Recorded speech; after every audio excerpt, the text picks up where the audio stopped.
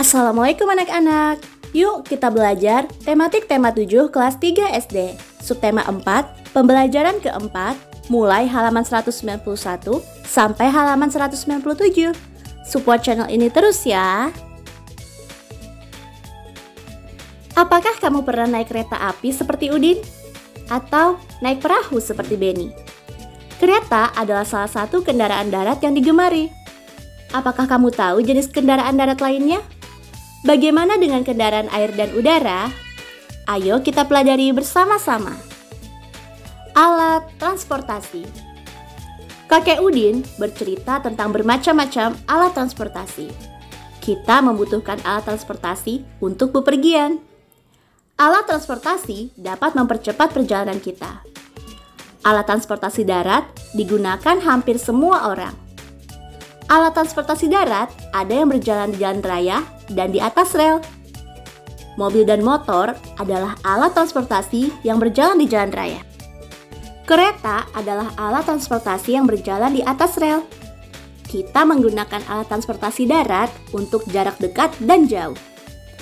Alat transportasi air digunakan oleh orang yang tinggal di dekat perairan. Alat transportasi air digunakan untuk menyeberang sungai atau laut. Alat transportasi air untuk jarak dekat, misalnya perahu. Dan untuk jarak jauh, kita bisa menggunakan feri atau kapal. Orang menggunakan alat transportasi udara untuk jarak jauh. Alat transportasi udara adalah alat transportasi yang paling cepat. Kita dapat tiba di tempat yang jauh dalam waktu singkat. Pesawat terbang adalah contoh alat transportasi udara. Alat transportasi terus berkembang. Sebagian alat transportasi didatangkan dari negara lain. Sebagian lagi hasil karya anak Indonesia. Anak-anak harus rajin belajar dan berkarya untuk negara. Saat ini jenis alat transportasi sangat banyak. Ada berbagai jenis sepeda, mobil, kereta api, pesawat, dan perahu. Jenis alat transportasi apa saja yang kamu ketahui? Adakah jenis alat transportasi khas di tempat tinggalmu? Tuliskan jawabanmu pada tabel berikut. Jenis kendaraan sepeda, contohnya sepeda santai dan sepeda gunung. Jenis kendaraan mobil, contohnya angkot dan taksi. Jenis kendaraan motor, contohnya ojek. Jenis kendaraan perahu, contohnya speedboat dan kapal feri. Dan jenis kendaraan kereta, contohnya kereta api diesel dan kereta api bawah tanah. Dalam teks tentang alat transportasi, kita dapat menemukan beberapa kata tentang alat transportasi. Yang pertama ada motor, kedua mobil, ketiga kereta, keempat pesawat, dan yang kelima perahu. Kita akan membuat kalimat dari kata yang telah kita temukan. Yang pertama, motor. Kalimatnya, ayah mengantar Udin ke sekolah mengendarai motor. Yang kedua, mobil. Kalimatnya, ayah mengajak keluarganya piknik ke pantai mengendarai mobil. Yang ketiga, kereta. Kalimatnya, kereta adalah alat transportasi yang berjalan di atas rel. Yang keempat, pesawat. Kalimatnya, ayah berangkat dari Surabaya ke Jakarta menggunakan pesawat. Dan yang kelima, perahu. Kalimatnya, kakek menyeberangi sungai dengan perahu. Setiap orang memiliki alat transportasi yang disukai. Setiap orang juga memiliki alat transportasi yang tidak disukai. Apakah kamu dapat memaksa temanmu menyukai alat transportasi yang tidak disukainya? Apa yang akan terjadi jika kamu memaksa? Apa yang akan terjadi jika kamu tidak memaksa? Nah, tentu saja dengan adanya perbedaan ini kita harus tetap saling menghargai. Jika kita memaksa orang lain untuk menyukai apa yang tidak dia sukai, maka tentu saja akan terjadi suatu pertengkaran. Oleh karena itu penting untuk kita agar bisa menghargai pilihan orang lain. Kita tidak boleh memaksa pilihannya. Nah, kenapa penting untuk menghargai perbedaan?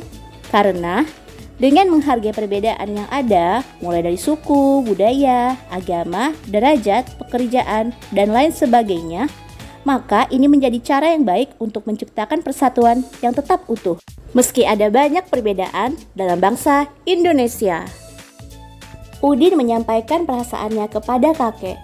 Ia merasa aman menggunakan alat transportasi darat. Ia takut menggunakan alat transportasi air. Udin belum pandai berenang. Kakek sangat memahami perasaan Udin. Kakek mengajak Udin dan Mutiara berenang. Kakek ingin melatih Udin berenang. Udin dan Mutiara sangat senang pergi ke kolam renang. Mereka menunggu kakek membeli tiket. Mereka membaca peraturan yang ada di dekat loket tiket. Peraturan kolam renang. Jagalah keselamatanmu dan keselamatan orang lain. 1. Tidak sakit kulit, sakit mata, sakit menular. 2. Gunakanlah pakaian renang. 3. Tidak membawa makanan ke dalam kolam. 4. Tidak membawa binatang peliharaan. 5. Membilas anggota tubuh sebelum berenang. 6.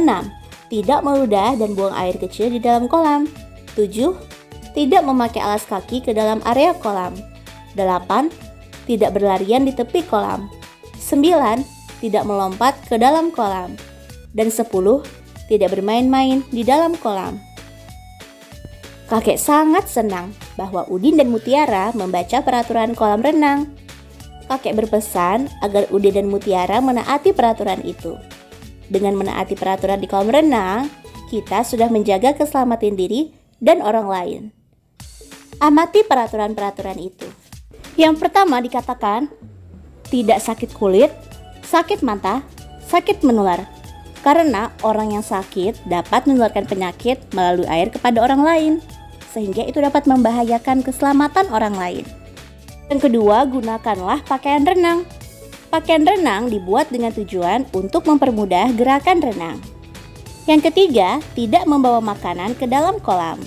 Karena makanan yang masuk ke dalam air kolam mengakibatkan air menjadi keruh dan kurang bersih. Keempat, tidak membawa binatang peliharaan. Karena binatang peliharaan dapat mengganggu aktivitas orang lain di kolam renang. Dan yang kelima, membilas anggota tubuh sebelum berenang. Membilas tubuh sebelum berenang dapat digunakan untuk menyesuaikan tubuh dengan suhu air kolam. Nah, silahkan kalian cari tahu sendiri ya untuk peraturan nomor 6 sampai nomor 10. Udin, Mutiara, dan kakek bersiap-siap untuk berenang. Mereka sudah mengenakan pakaian renang. Mereka melakukan pemanasan sebelum berenang. Mereka berjalan mengelilingi kolam. Mereka tidak mengenakan alas kaki. Mereka tidak membawa makanan. Sebelum masuk kolam, mereka membilas anggota tubuh. Mereka masuk kolam secara perlahan. Udin, Mutiara, dan kakek menaati peraturan di kolam renang. Apakah kamu seperti mereka? Ceritakanlah apa yang akan kamu lakukan untuk menjaga keselamatan orang lain saat berenang. Jawab di kolom komentar ya. Ibu tunggu. Baiklah anak-anak, sampai di sini dulu ya penjelasan dari Ibu. Terima kasih atas perhatiannya. Jangan lupa subscribe biar nggak ketinggalan materi berikutnya. Wassalamualaikum warahmatullahi wabarakatuh.